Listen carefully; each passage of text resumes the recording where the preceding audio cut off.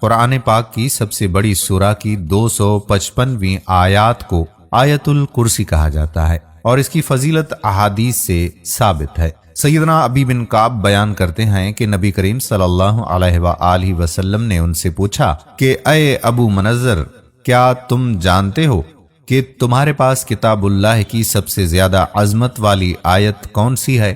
میں نے جواب دیا، اللہ اور اس کے رسول اللہ صلی اللہ علیہ وآلہ وسلم ہی زیادہ جانتے ہیں۔ رسول اللہ صلی اللہ علیہ وآلہ وسلم نے دوبارہ پوچھا، اے ابو منذر، کیا تم جانتے ہو کہ تمہارے پاس کتاب اللہ کی سب سے زیادہ عظمت والی آیت کون سی ہے؟ میں نے کہا، آیت الکرسی۔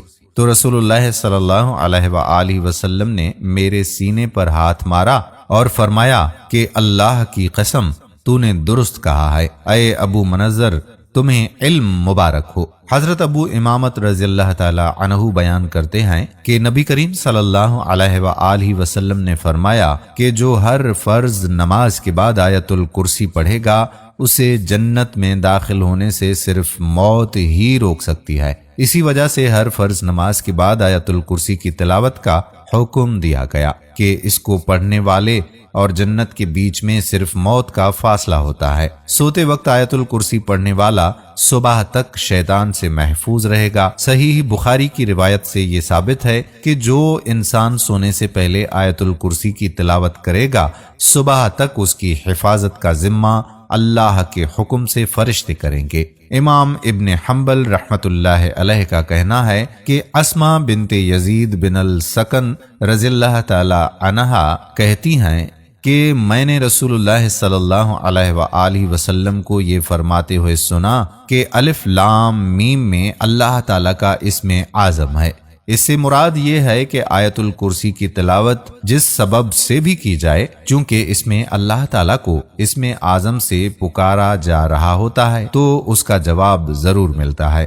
حضرت علی المرتضی رضی اللہ تعالی عنہ کا ارشاد ہے کہ حضور صلی اللہ علیہ وآلہ وسلم نے ارشاد فرمایا کہ جس گھر میں آیت الکرسی پڑھی جاتی ہے، شیطان بھاگ جاتا ہے اور 3 دن تک اس گھر میں داخل نہیں ہوتا اور 40 دن تک اس مکان پر سحر کا اثر نہیں ہوتا۔